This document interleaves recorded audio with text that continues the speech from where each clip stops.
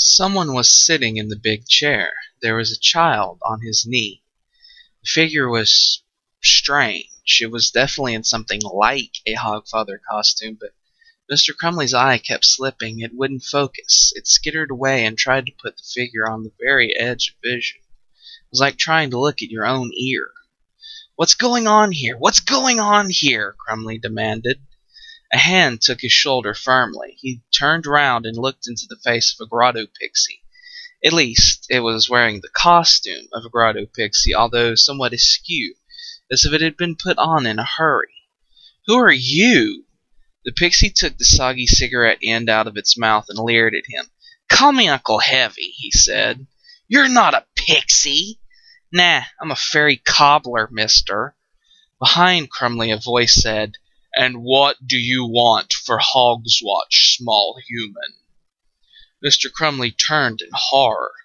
In front of, well, he had to think of it as the usurping Hogfather, was a small child of indeterminate sex who seemed to be mostly woolen bobble hat. Mr. Crumley knew how it was supposed to go. It was supposed to go like this. The child was always struck dumb, and the attendant mother would lean forward and catch the Hogfather's eye and say very pointedly in that voice adults use when they're conspiring against children, "You want a baby Tinkler doll, don't you, Doreen? And the just like mummy cookery set you've got in the window, and the cut-out kitchen range book, and what do you say?" And the stunned child would murmur, "Thank you," and get given a balloon or an orange. This time, though, it didn't work like that. Mother got as far as, "You want a... Why are your hands on bits of string, child?" The child looked down the length of its arms to the dangling mittens affixed to its sleeves. It held them up for inspection. "Gloves," it said. "I see. Very practical." "Are you real?"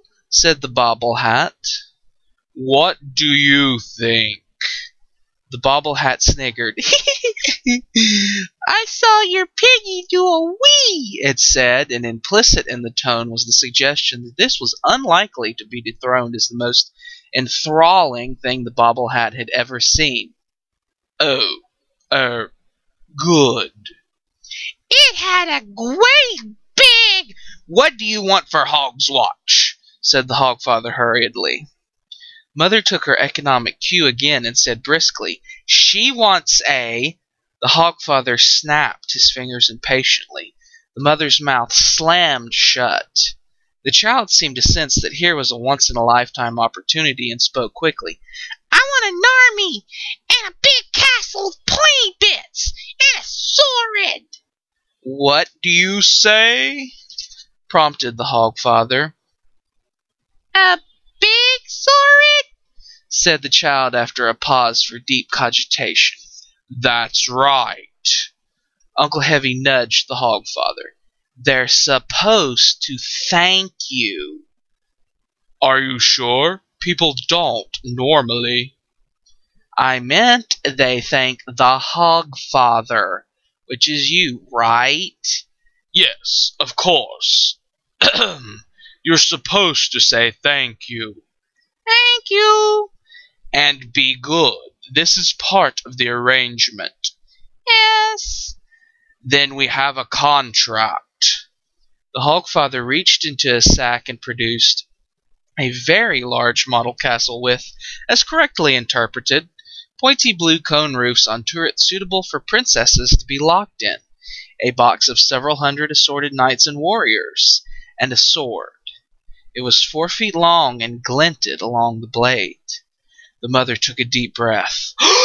"You can't give her that! It's not safe!" "It's a sword. They're not meant to be safe." "She's a child!" shouted Crumley. "It's educational." "What if she cuts herself?" "That will be an important lesson." Uncle Heavy whispered urgently. "Really?" "Oh, well, it's not for me to argue, I suppose." The blade went wooden. "And she doesn't want all that other stuff," said Doreen's mother in the face of previous testimony. "She's a girl! Anyway, I can't afford big posh stuff like that." "I thought I gave it away," said the Hogfather, sounding bewildered. "You do?" said the mother. "You do?" said Crumley, who'd been listening in horror. "You don't! That's our merchandise! You can't give it away! Hogswatch isn't about giving it all away!" "I mean, yes, of course. Of course things are given away," he corrected himself, aware that people were watching.